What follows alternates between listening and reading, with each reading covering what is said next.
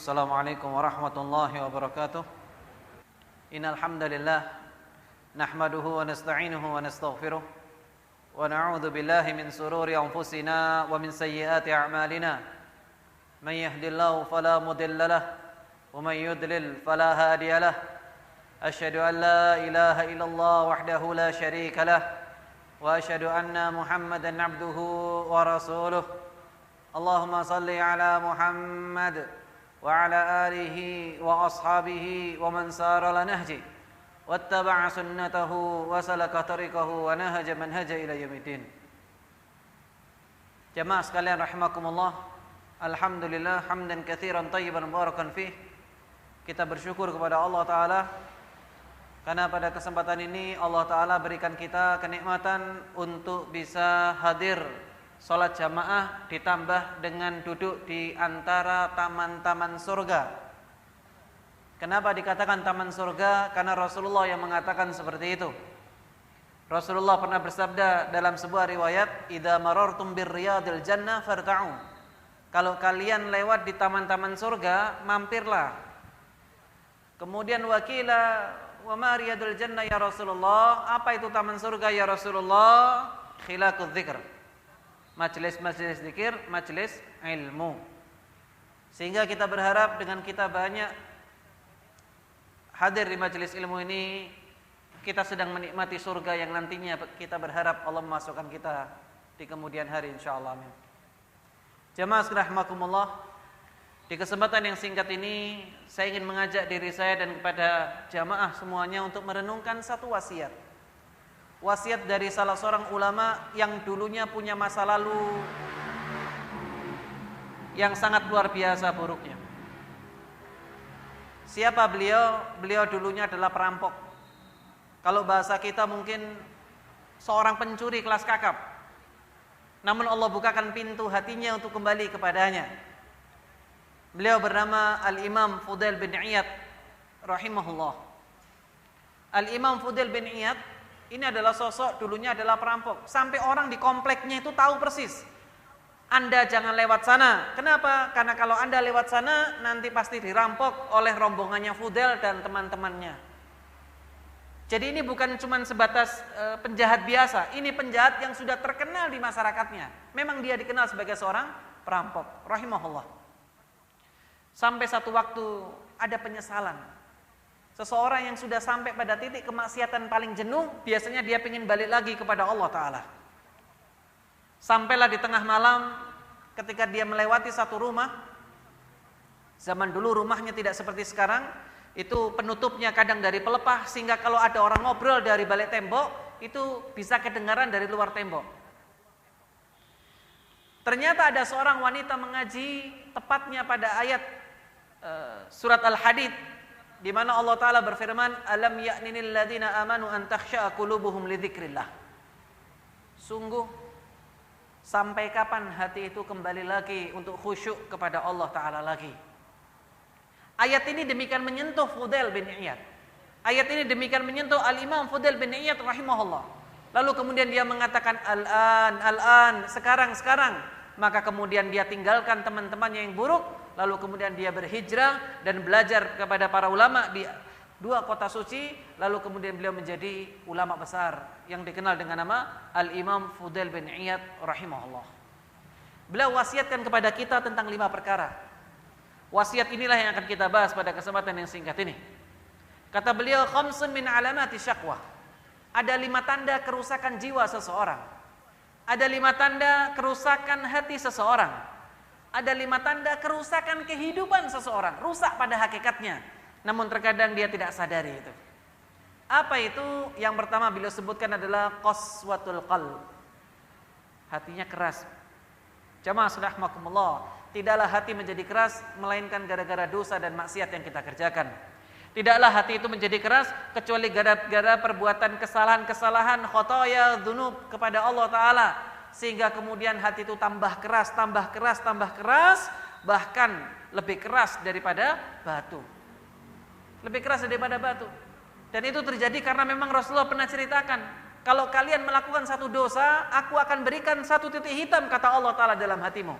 Nukitat fihi nuktatus sauda. Allah kasih satu titik hitam. Satu dosa, satu titik hitam.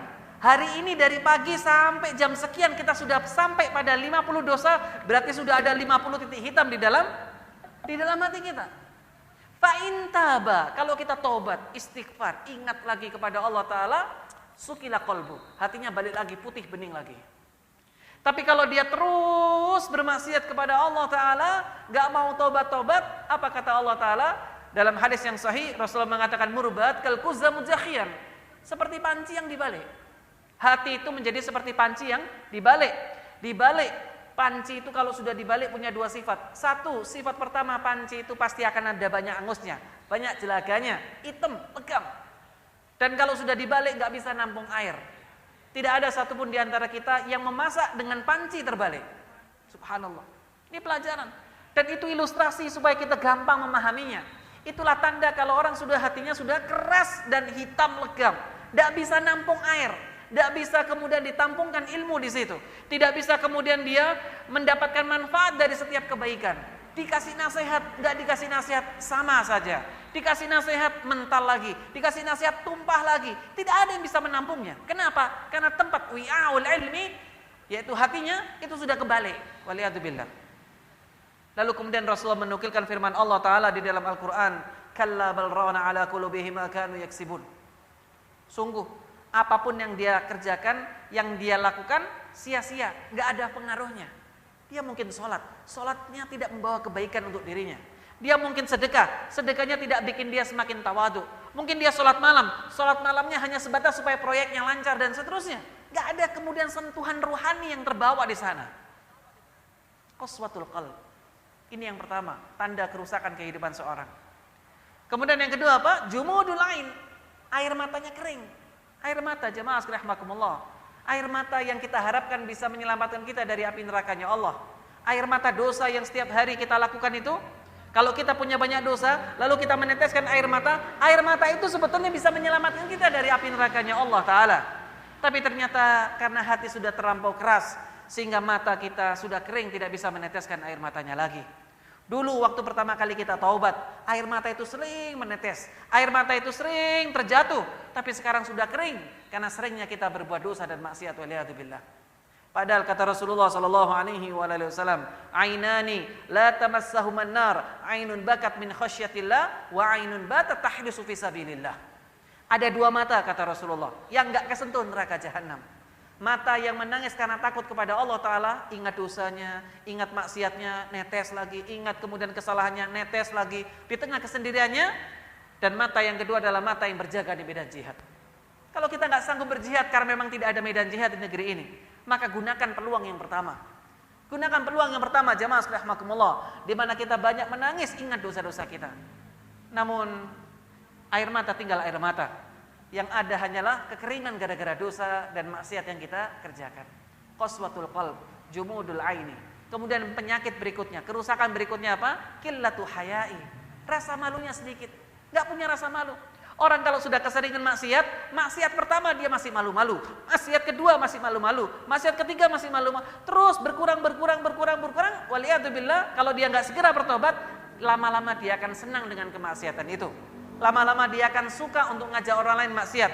Lama-lama dia bangga menceritakan kemaksiatannya. Dan kalau kita sudah berani seperti itu, maka siap-siap Anda tidak mendapatkan ampunan dari Allah Ta'ala.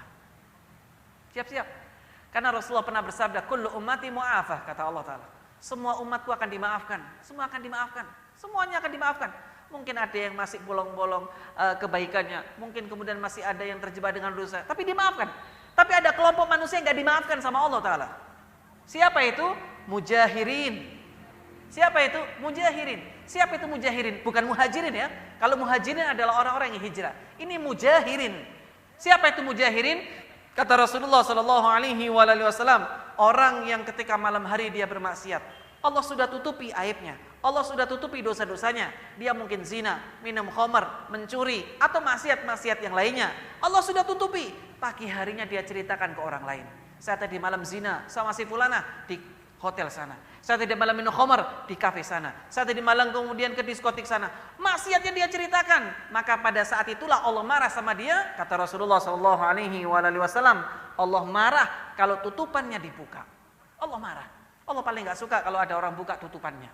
Ini jamaah sekalian rahimakumullah. Ketika seseorang sudah terlampau sering bermaksiat, maka dicabut rasa malunya sehingga dia bangga bermaksiat itu. Dia cerita-ceritakan dan orang kayak gini sudah hancur, rusak kehidupannya. Qaswatul qalb, jumudul aini, qillatu hayai. Yang berikutnya apa? Hubbud dunya. Hubbud dunya. Cinta kepada dunia. Ustaz, kita kan butuh dunia. Iya. Tapi cinta dunia itu berarti kita sedang meletakkan dunia di hati kita. Kalau sebatas butuh, itu biasa di tangan. Tapi kalau sudah cinta, itu sudah masuk ke hati. Jamaah sekalian rahimakumullah. Dan itu yang dilarang di dalam Islam. Perkara kita punya uang miliaran, perkara kita punya uang yang ratusan juta, nggak ada urusan. Islam tidak pernah melarang untuk itu semuanya. Selama Anda tetap itu gunakan untuk kebutuhan Anda, artinya Anda pegang di tangan Anda. Tapi kalau kemudian itu sudah mulai masuk ke dalam hati Anda, siap-siap Anda. Siap-siap kita semuanya, Pak. Saya muhasabah atas diri saya dan saya mengajak kepada jamaah untuk muhasabah. Jangan-jangan kita bekerja selama ini memang orientasinya hanya murni dunia saja. Gak ada sentuhan iman di situ. Tidak ada kemudian memikirkan ini halal apa haram. Ini sunnah, ini kemudian menyelisih sunnah. Apakah ini dibolehkan sama Allah, ini dilarang. Pernah gak kita berpikir seperti itu? Ketika kita sudah mulai menghalalkan semua cara hanya sebatas untuk mendapatkan penghasilan yang banyak, siap-siap berarti kita sedang terbawa oleh suasana yang namanya cinta kepada dunia. Sehingga efek berikutnya, ketika seseorang sudah mulai cinta kepada dunia, maka dia sulit untuk khusyuk ketika sholat. Dia kemudian sulit untuk hadir di majelis taklim. Dia kemudian mudah meremehkan orang lain yang berada posisi dunianya di bawah dia. Dan kemudian yang paling hina, akhirnya dia dikumpulkan bersama dengan Qarun di nerakanya Allah Ta'ala waliyatubillah kalau dia tidak bertobat. Ini Pak jamaah sekalian rahimakumullah. Ini yang keempat. Dan yang terakhir yaitu apa? Tulul amal. Orang kalau sudah rusak hatinya, air matanya nggak bisa netes, malunya sudah dicabut sama Allah Ta'ala, dan hidupnya penuh dengan ketergelinciran dalam urusan duniawi semata, wala sholat, wala ngaji, nggak pernah baca Quran, subhanallah. Maka yang berikutnya apa? Biasanya ditipu sama iblis. Iblis kalau sudah membuat dia terjebak dengan 4 penyakit tadi itu, hati sudah dibikin keras dengan maksiat, mata nggak bisa netes lagi karena hatinya keras, kemudian rasa malunya sudah dicabut karena keseringan mengulang dosa dan maksiat, lalu dia disibukkan dengan dunia, maka iblis punya cara supaya orang ini tetap istiqomah dalam kesesatannya, supaya tetap istiqomah dalam kerusakannya, maka dibuatlah pikiran oleh iblis. Apa kata iblis? Dibisikkanlah kepada orang itu, tulul amal, panjang angan-angan, nanti saja tobatnya kalau sudah pensiun. Nanti saja tobatnya kalau sudah tua, nanti saja. Yang dalam bahasa Arab itu namanya adalah saufa. Saufa itu adalah nanti saja. Kata para ulama, di antaranya Abdul Mubarak dan yang lain-lainnya, mereka mengatakan saufa, kata nanti saja dalam urusan tobat, dzambun nahar yahtaju ila taubah. Ini dosa yang pertama kali harus kita tobati sebelum kita mau tobat dari dosa yang sebelumnya. Maksudnya begini, kalau ada orang ingin berhenti berzina, saya ingin berhenti berzina. Lalu kemudian muncul bisikan itu, nanti saja tobatnya setelah kamu sudah mendapatkan segala-galanya. Maka bisikan ini, kata-kata saufa, kita menunda tobat kita, itu dosa yang harus kita tobat dulu sebelum kita berhenti atau tobat daripada dosa zina yang kita kerjakan. Waliyadzubillah. Jangan tertipu dengan iblis, jemaah sekalian rahimakumullah. Dan betapa banyak orang sudah tertipu, lalu kemudian ditertawakan oleh iblis. Dan Al-Quran mengabadikan bagaimana iblis dan teman-temannya mentertawakan orang-orang yang masuk ke dalam neraka jahanam. Padahal sama-sama kena siksa, padahal sama-sama kena adab oleh Allah Ta'ala. Tapi iblis merasa kesenangan. Kenapa? Teman saya banyak. Lalu kemudian dialog yang sangat panjang. Mungkin pada kesempatan lain kita akan ceritakan bagaimana dialog ahli neraka dengan iblis. Dia mengatakan apa? Kenapa kamu dulu? Kamu kan kami ikuti dulu. Ahli neraka ngomong gitu kepada iblis. Kami dulu mengikuti Anda. Kami dulu mengikuti apa nasihat-nasihat Anda. Kami mengarahkan nafsu kami kepada Anda. Kami sudah sepakat dengan itu dan kau menjanjikan kepada kami kesenangan-kesenangan, kata ahli neraka. Apa kata iblis? Janjiku palsu, sedangkan janji Rabbmu itu janji yang benar. Kenapa kamu ikuti aku? Lalu kemudian kamu mengabaikan janji daripada Rabbmu. Mungkin itu jemaah sekalian rahimakumullah. Semoga ini bisa menjadi renungan bagi kita semuanya. Semoga Allah bantu kita membersihkan hati kita dari semua penyakit-penyakitnya. Semoga Allah Ta'ala menjadikan mata-mata kita adalah mata yang basah oleh ingat dengan dosa. Semoga Allah Ta'ala kemudian memberikan rasa malu setiap kali kita ingin bermaksiat kepadanya. Dan Allah bukakan pintu dunia tapi tidak membuat kita sibuk kepadanya. Serta Allah berikan rizki kepada kita untuk bertobat sebelum kita wafat dalam keadaan tiba-tiba. Mungkin itu yang bisa disampaikan, kurang lebihnya saya mohon maaf. Sini wa iyyakum bi taqwallah. Wassalamualaikum warahmatullahi wabarakatuh.